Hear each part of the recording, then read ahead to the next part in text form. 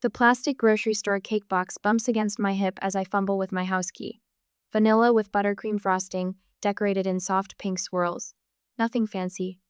Just a small reminder that today matters, even if no one else remembers. Inside, the familiar scent of pot roast fills the air. Mom always cooks pot roast on Tuesdays, birthday or not. The kitchen calendar hanging by the refrigerator still shows last month's page.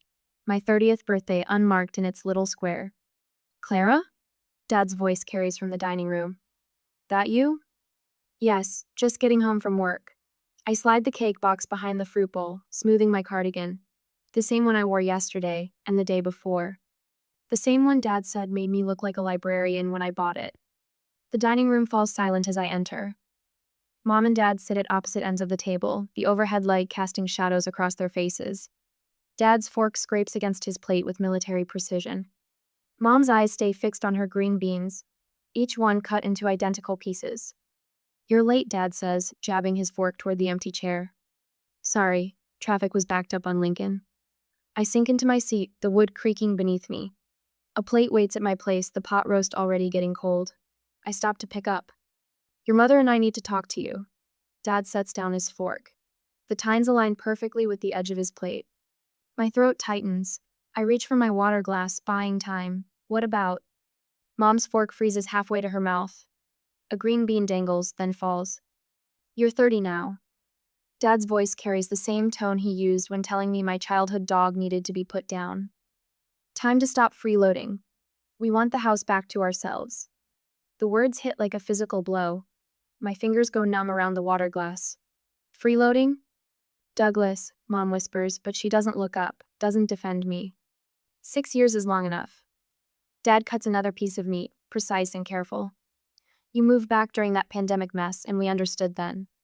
But this arrangement has gone on too long." Arrangement. Like I'm a furniture rental they're tired of. Like I haven't spent 6 years keeping this household afloat. The memories flash rapid fire. My first pandemic paycheck split between their mortgage and groceries. The utilities I quietly transferred to my name when their credit card was maxed out. Car insurance payments, property taxes, home repairs all silently covered as my own savings dwindled. "You're not doing anything special," Dad's voice echoes from countless past conversations. "It's called being part of a family."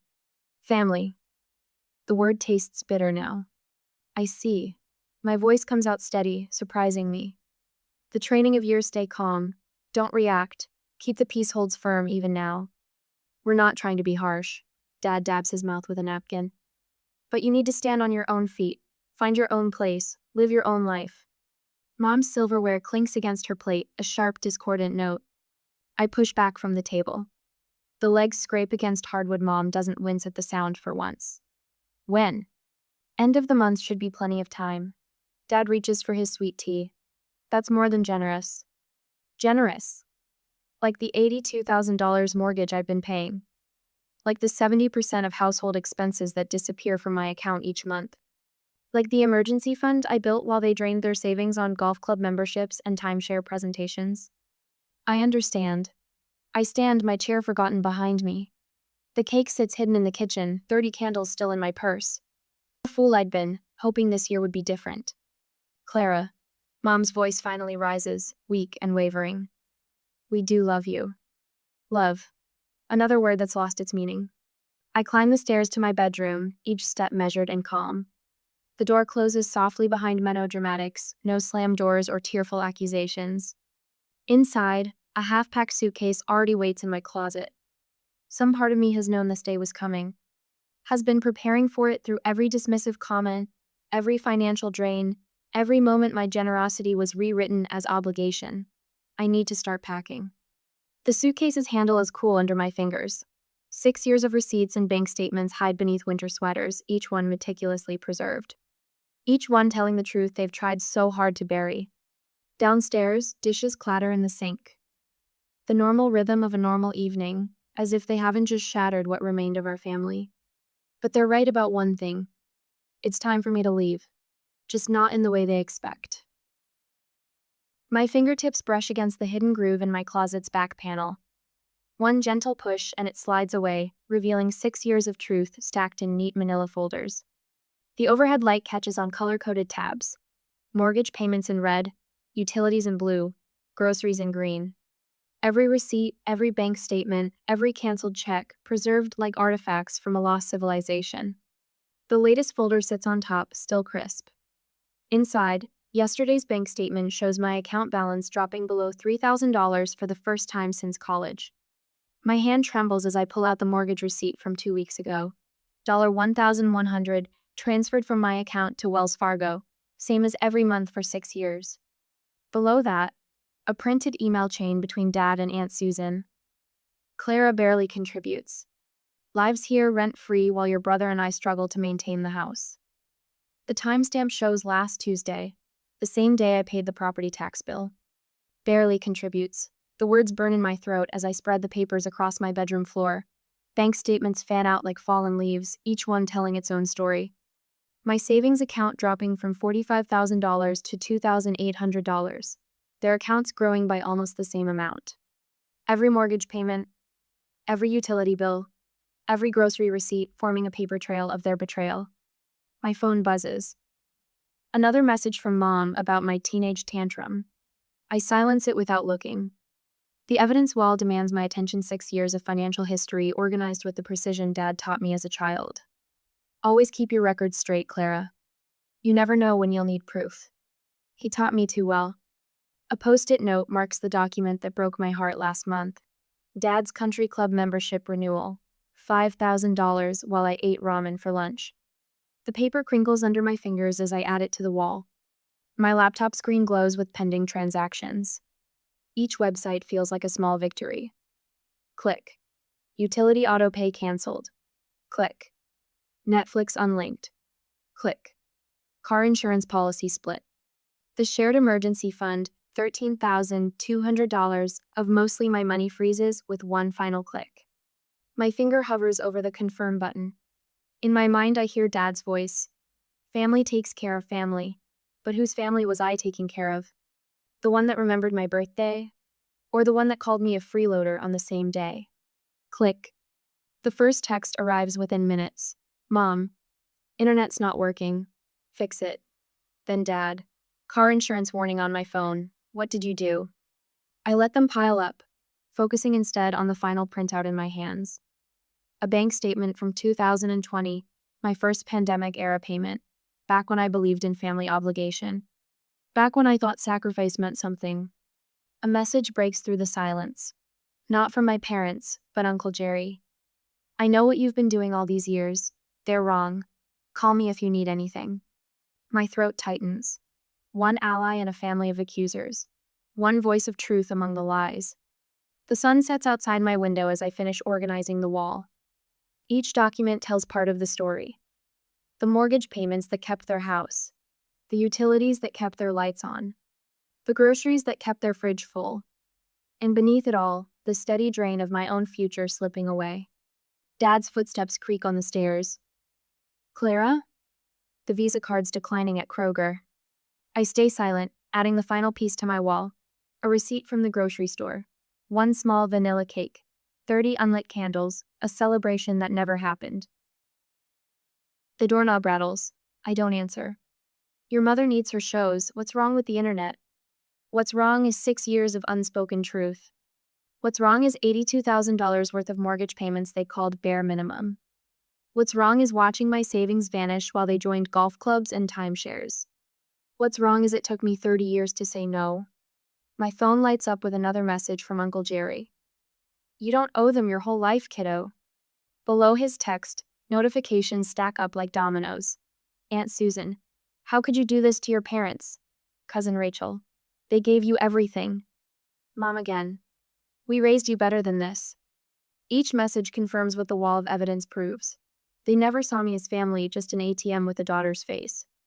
I reach for my purse, fingers brushing against the birthday candles still waiting to be lit. Something clicks inside me, solid and final as a vault door closing. The girl who nodded and paid and stayed quiet died yesterday at the dinner table. Today, I'm someone else. My fingers fly across the phone screen, typing a response to Uncle Jerry. Thank you for seeing the truth. Dad's voice rises from the hallway, sharp with the first edge of panic. Clara Elizabeth Monroe, open door right now. I look at my wall of proof. 6 years of receipts, 6 years of transfers, 6 years of watching my future shrink while theirs expanded. All of it meticulously documented, carefully preserved, waiting for exactly this moment. Clara, the old me would have opened the door, would have apologized, would have transferred just enough money to restore their comfortable lives. But the old me didn't survive my 30th birthday. I turned back to my laptop, fingers steady now as I type one final email. To myself, with copies of every statement attached. Subject line: The cost of family, 2020-2025. Send. Some daughters get cards on their birthdays. Some get calls or cakes or simple words of love. I got the truth. And the truth, as they say, sets you free. The next morning, the grocery store ceiling lights flicker as I slide my credit card into the reader. Behind me, Mom clutches her coupons, each one cut with surgical precision. The cashier scans the last can of green beans. Card declined, the cashier says. Mom's fingers tighten around the coupons until they crinkle. That's impossible. Clara always puts money in that account. Always. The word hangs between us like a closing door. Try this one instead. She fumbles in her purse for the emergency credit card. The one I've been paying the minimum balance on since 2020. The reader beeps again, declined. A line forms behind us. The ice cream in our cart begins to melt, vanilla running in slow rivulets down the carton. Mom's face flushes the same shade as her coral lipstick.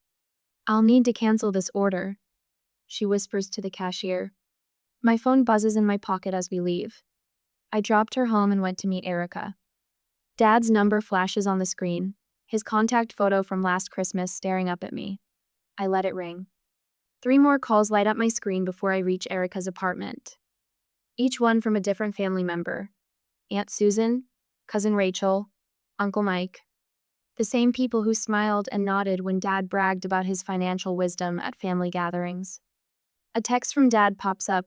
After all we've done for you? The words blur as tears finally break free. All they've done for me. Like charging me rent while I paid their mortgage. Like telling relatives I was irresponsible while I covered their car insurance.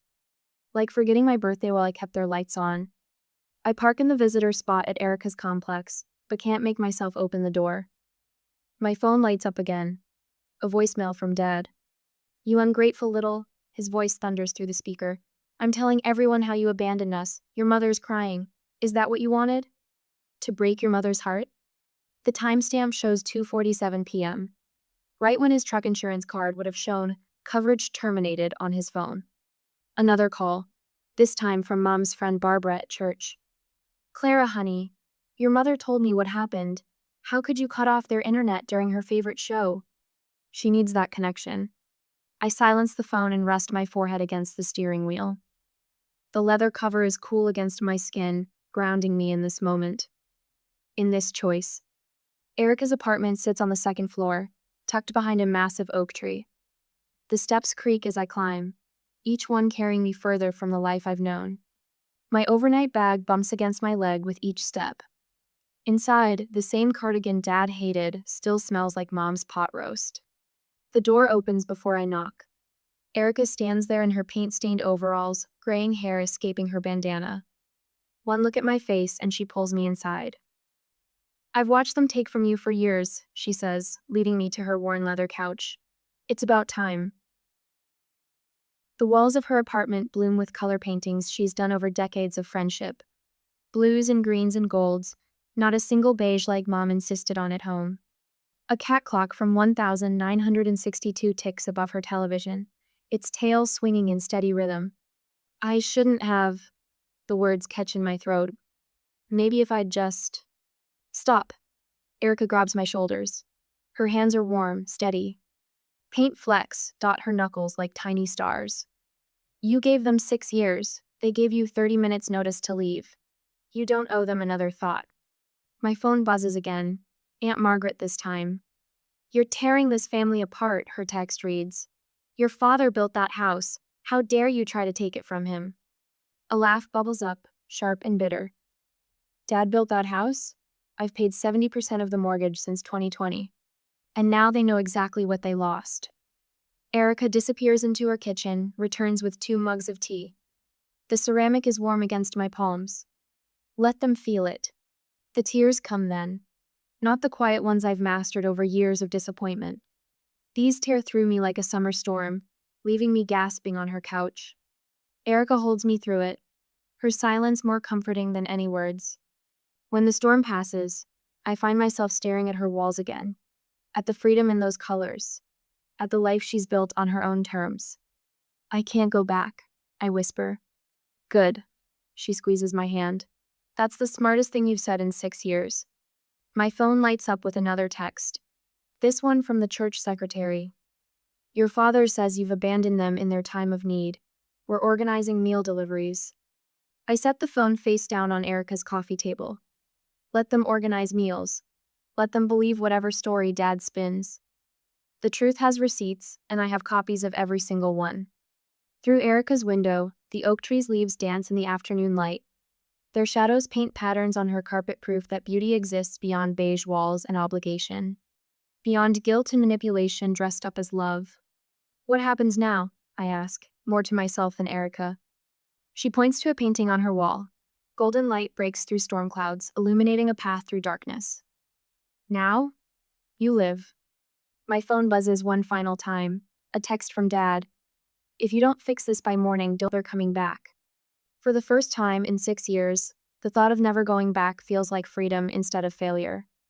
I silence the phone completely, fold the cardigan Dad hated, and set it aside. Tomorrow, they'll wake up to more cancellation notices. Tomorrow, Mom's church friends will deliver casseroles and listen to stories of my betrayal. Tomorrow, Dad will realize exactly how much of their lives I've been quietly maintaining. But tonight, in this room full of color and possibility, I let myself feel the strength in my breaking point, the power in finally saying enough. It's time to live. At Erica's apartment the next morning, the copier hums beneath my hands, steady and familiar.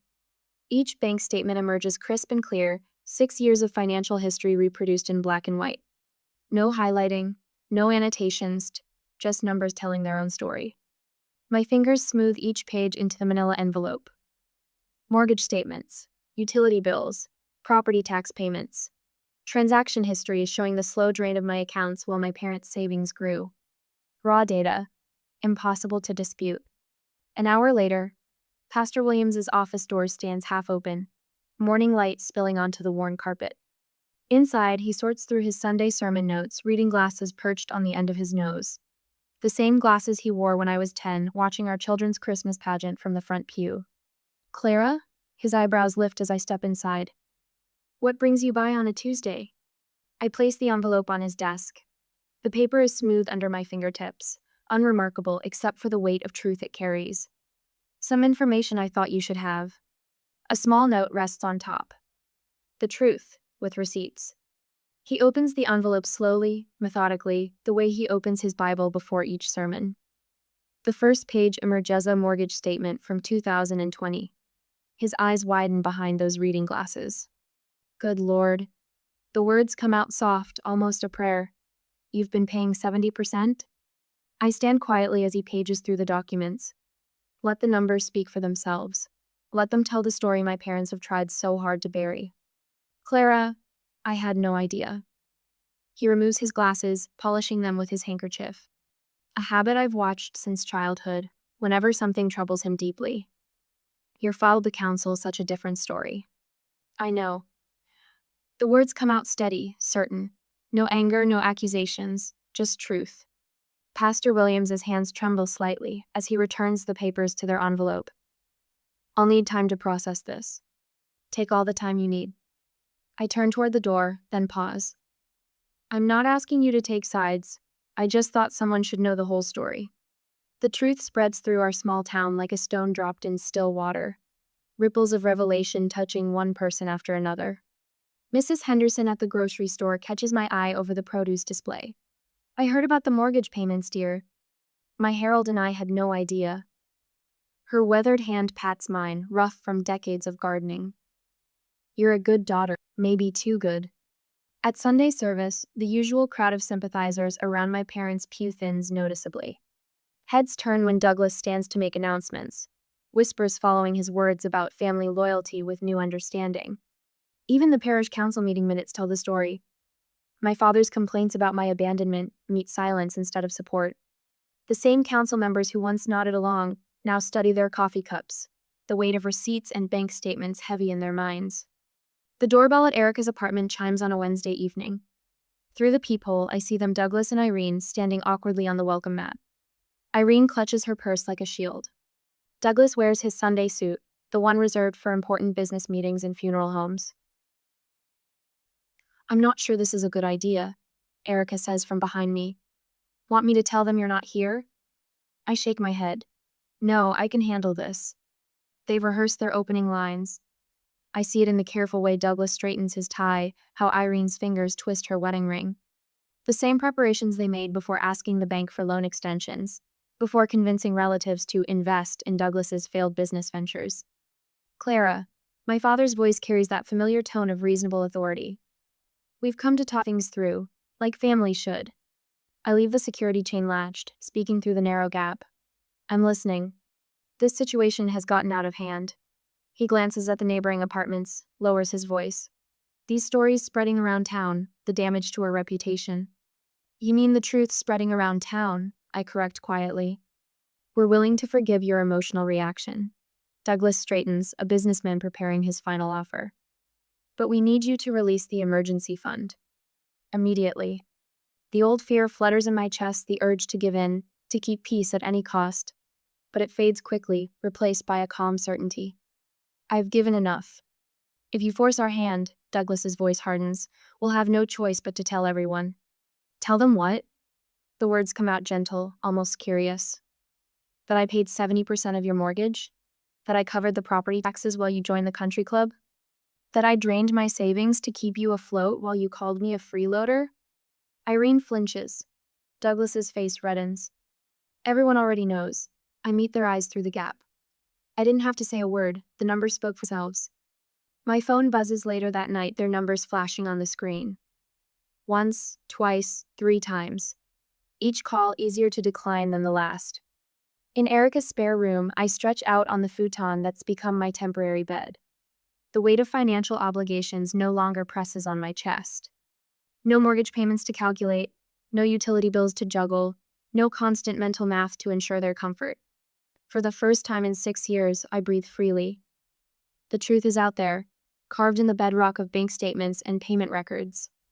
Not through drama or accusations, but through the quiet power of undeniable facts. My finger hovers over the phone as it lights up again. Douglas's number. I press decline and turn out the light. Some battles are won not with shouting, but with silence. Some victories come not from what you say, but from what you finally stop saying yes to. Tomorrow, they'll try again. But tonight, in this quiet room, I am finally free. Uncle Jerry's voice cuts through the murmur of family voices in Aunt Patricia's living room 3 days later. I've seen the bank statements. Leave her alone. My coffee cup freezes halfway to my lips. Across the antique coffee table, Douglas's face flushes crimson. The annual Monroe family gathering stretches into uncomfortable silence as 30 pairs of eyes dart between us. Now, Jerry, Douglas starts, his hands spread wide in that familiar placating gesture. You don't understand the whole situation. 6 years of mortgage statements. Uncle Jerry pulls a manila folder from beside his armchair. Utility bills, property taxes, all with Clara's name on them. Papers rustle as he opens the folder. Want me to start reading the numbers?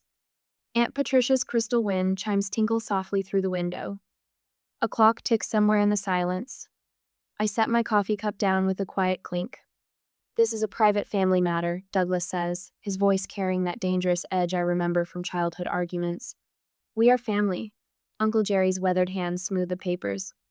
That's why I'm speaking up. Someone needs to tell the truth about what you've done to your daughter. Irene stands abruptly, her cardigan clutched tight around her shoulders. Douglas, we should go. But the damage is done.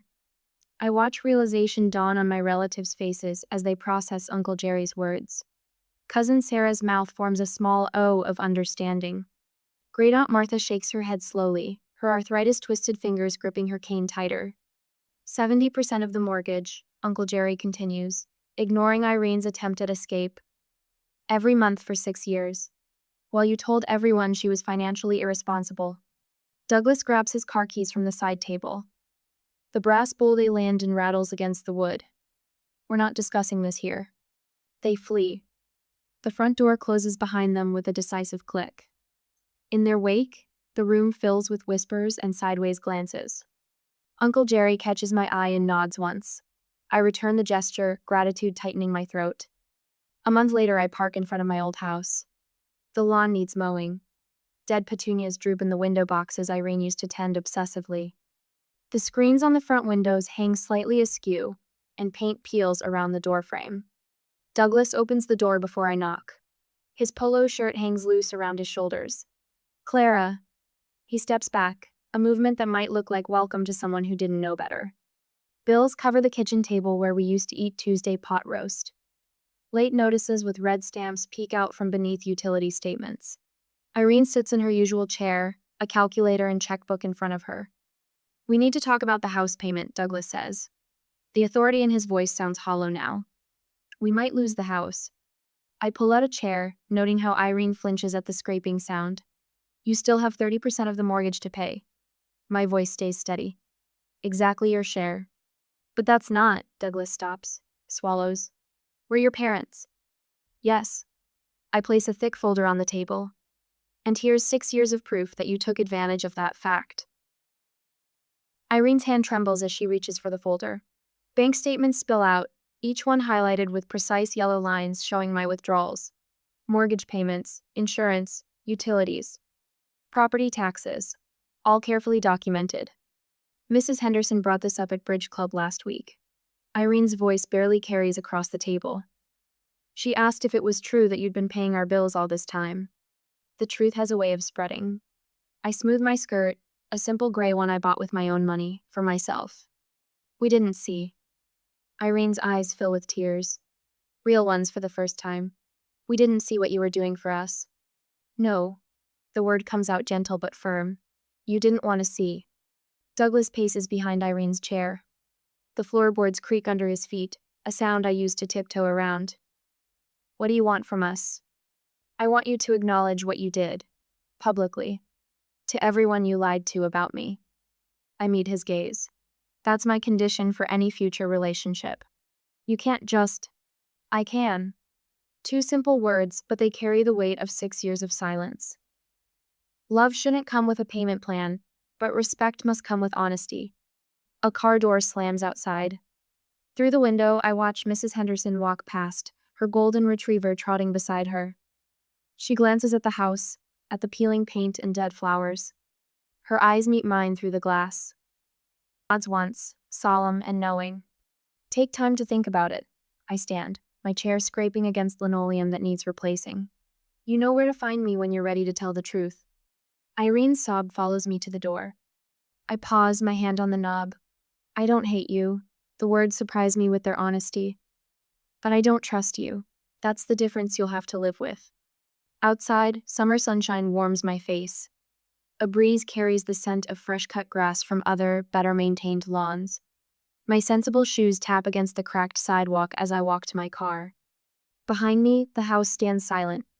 My parents watch from the window. I feel their eyes on my back. But I don't turn around. Some moments don't need witnesses to be powerful. In my rearview mirror, the house grows smaller. 6 years of my life, measured in mortgage payments and silent sacrifices. But the road ahead stretches clear and open, leading somewhere new. Somewhere better. Somewhere mine. The key slides into the lock with a satisfying click a month later. My key. My lock. My $690 a month slice of freedom. The studio apartment smells of fresh paint and possibility, sunlight streaming through windows I can open or close without permission. I set down the last box from Erica's car and survey my domain. The furniture tells its own story. A threadbare armchair from the church thrift store. A kitchen table rescued from someone's curb. Mismatched plates that speak of beginnings rather than hand-me-downs. Each piece chosen by me. For me. The walls glow pale blue in the morning light. Not the respectable beige my mother insisted upon, not the buttercream yellow that suits a family home. Just blue. My blue. The color of summer skies and robin's eggs and everything that speaks of fresh starts. The birthday candle sits on my window ledge, still wrapped in its thin paper sleeve. 30 years old, never lit. I touch it gently, remembering the cake hidden behind the fruit bowl all those months ago. But the ache has mellowed, transformed into something wiser. The candle stays not as a monument to hurt, but as a reminder that some gifts we have to give ourselves. This corner needs something. Uncle Jerry's voice carries from the doorway. He holds up a bag from Home Goods, his smile warm beneath his silver hair. Thought you might like this. Erica peers around him, carrying a plant I'm pretty sure came from her own living room. We come bearing housewarming gifts. And takeout. Nobody should cook on moving day. The Chinese food containers crowd my small table, sweet and sour sauce mixing with stories and laughter. No tension thrums beneath the surface. No careful weighing of words. Just the simple pleasure of people who want nothing from me except my company. You seem lighter, Erica says, stealing my last egg roll. Like you've shed more than just extra payments. I feel lighter. The words come easily now. Turns out guilt weighs more than furniture. Uncle Jerry nods, understanding in his faded blue eyes. Your mother called again yesterday. Wanted to know if I'd talk to you about the emergency fund. My chopsticks pause halfway to my mouth. 6 months ago, that statement would have sent me spiraling into explanation and justification. Now I just shrug. Did you? Told her I wasn't her messenger service. He winks. And that she raised a daughter smart enough to know her own mind. The evening settles into comfortable silence. Through my window, I watch the sunset paint the sky the same shade as my walls. A text lights up my phone, Mom again. I let it sit unanswered. Not forever, but for now. On my terms. Tomorrow I'll open a savings account with my name alone on the signature card. The money that once vanished into my parents' endless needs will build my own future instead. Small deposits, safe harbors. Seeds planted in soil that's finally mine to tend. The housewarming gifts wait to be unwrapped. Practical things from neighbors who've chosen sides without my asking. Barbara from 3 doors down brought dish towels and quiet approval. Even Pastor William stopped by with a coffee maker and conversation carefully steered away from my parents' empty pew. You know what this place needs? Erica roots through the home goods bag Uncle Jerry brought. A proper birthday celebration, better late than never. She pulls out a small silver house, dangling from a ribbon. Not a toy, not quite an ornament. A talisman, maybe. A symbol of foundations built on choice rather than obligation. For your wall, Uncle Jerry says gruffly. So you remember. Remember what? He doesn't say. That I'm stronger than I knew? That family can be chosen? That sometimes the bravest thing is simply opening your own door with your own key? I hang the silver house where the morning sun will catch it. Let it shine like a beacon, like a promise. Like the future stretching out before me, unmarked and mine to explore. The text from Mom still waits, glowing softly in the growing dark. I'll answer it tomorrow or maybe the next day, when I'm ready. When the words come from strength rather than habit. After all, I have time now. A whole new chapter, written in pale blue and possibility. And this time, I'm holding the pen.